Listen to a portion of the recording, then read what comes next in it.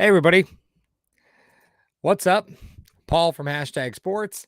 So it has happened. We've seen the league just be absolutely pounded with 100 players going on the COVID list last week. It was really just a matter of time before we saw it happen here in Buffalo.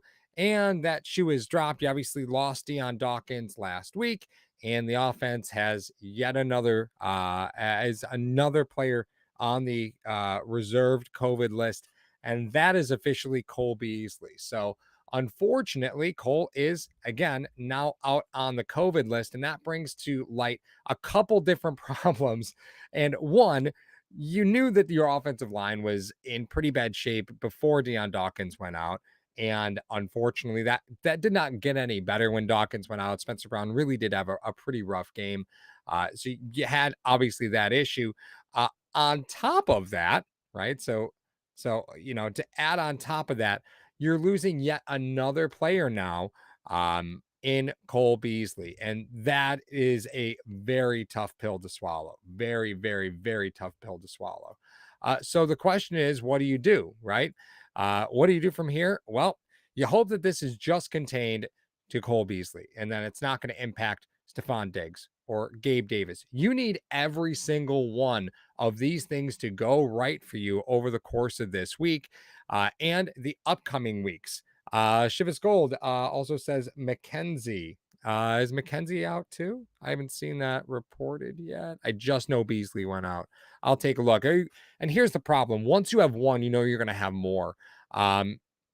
Oh, McKenzie's time to show up. Well, you have Isaiah McKenzie on your roster for a reason.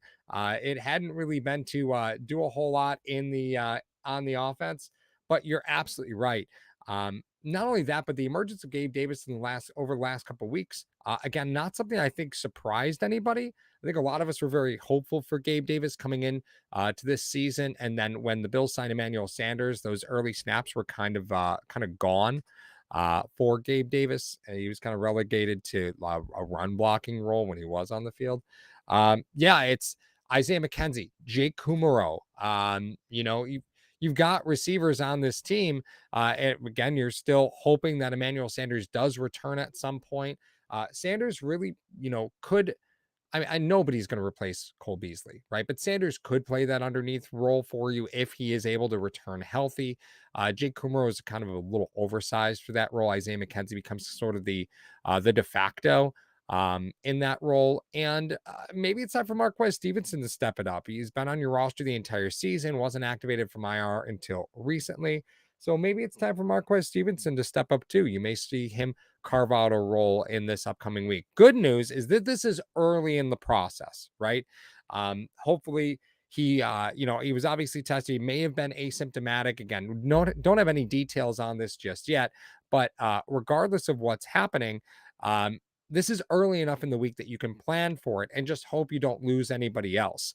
I think you're probably looking at Isaiah McKenzie and Marquez Stevenson to do similar things in your offense. Again, heaven forbid, now that it's in the wide receiver room, that you don't lose one of them as well. And this is a pure, do not, do not, you don't want to break out Mitch Trubisky, God forbid. You need to keep everybody 25 feet from Josh Allen, as far as I'm concerned.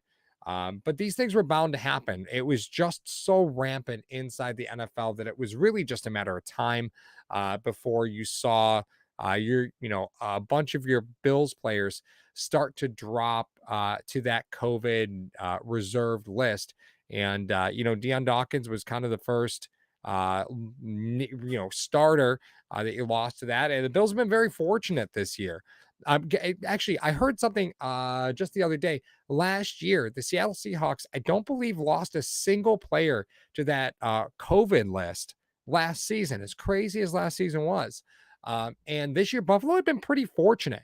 I think, there are far more players who are on the COVID list for other teams than the Bills have had all season. There are teams that had 20 players at the COVID list just last week. And Buffalo hasn't had that many all season. But this is a big one. You obviously lost Dawkins last week, and now you're losing Cole Beasley, who, while not a 12 target guy, still critical to your offense and does things that you will struggle to replicate. Isaiah McKenzie and Marquez Stevenson are not going to be able to play that role to the level that Cole Beasley does. Otherwise, they'd be playing it already. And you just kind of hope that this is an isolated incident. But again, if you look around other NFL locker rooms, you'll see that it is not a very well contained issue within other NFL locker rooms. And again, Buffalo's been very fortunate in that regard this season. And you're just kind of hoping that fortune continues because you have to win from here on out, right? If you want to make it into the playoffs, you take you take your chances inside the playoffs, but you really can't afford to drop a game. And again, it's early in the week, so Buffalo should be able to absorb the loss of Cole Beasley early, but you just kind of have to keep an eye on what's going to happen from here. And it's unfortunate that this is going to happen to the offense. I think the defense would probably be a little bit more, a loss would be a little bit easier to absorb because that defense has been so good. And again, you look at the offense and you see the number of points they put up, and you might be saying, well, Paul, the offense has been on fire. I understand, but there's definitely some positions of depth that are a concern on the offense. Wide receiver, they are pretty deep at. Um, especially as you're going to want to get Gabe Davis involved more. For those of you who are saying Gabe Davis is a wide receiver too, boy, did you get your wish. Just be careful what you wish for, folks. Be careful what you wish for because while Gabe Davis has been producing at a wide receiver 2 level the last 3 games or last 2 games at least, and again, you look at, his production while Emmanuel Sanders has been out, it's been phenomenal. His production while Emmanuel Sanders is out has been phenomenal. You're going to get your wish now. Again, you're not expecting Gabe Davis to play that slot level position, but you do have players that can fill that role, kind of, sort of. I was really hoping to see Marquez Stevenson step up into a little bit more of at least get some offensive snaps. That's something that we haven't seen at all this season. It would be something that would be fresh and new for that Patriots game, and you have to start looking at how to keep things fresh and new for that Patriots game upcoming this weekend. And that would definitely be it. Adding a new player to the offense. Again, you don't really have a lot of trust in Marquez Stevenson just yet, but you got to put new stuff on film and you got to throw out stuff that you haven't seen before. But it is what it is. Jessica Tennis asks, no symptoms, just at this point, I do not believe he was symptomatic, but the reports on that are still pretty early. So we'll see. And David W says, so Josh has gone full bubble boy, right? Let's hope and pray that Josh has gone full bubble boy. That's exactly what you need right now, is to keep everybody 35 feet from Josh Allen. That's it. You keep everybody away from him because that's the one player on offense you simply can't afford to lose. Listen, you could say what you want about your respective views on COVID. The league sees this very differently than a lot of people's personal opinions. So this is how they're handling it. If a player tests positive, symptomatic or not at this point, they're going on that COVID list. Now, the league has reviewed their COVID protocols, and Mario and I have a whole episode that we were going to cut talking about this, but we'll get to that later. So I just want to drop a real quick video. Hope you guys have a great one. I'm going to get back to work, and I will talk to you all soon. Have a great day.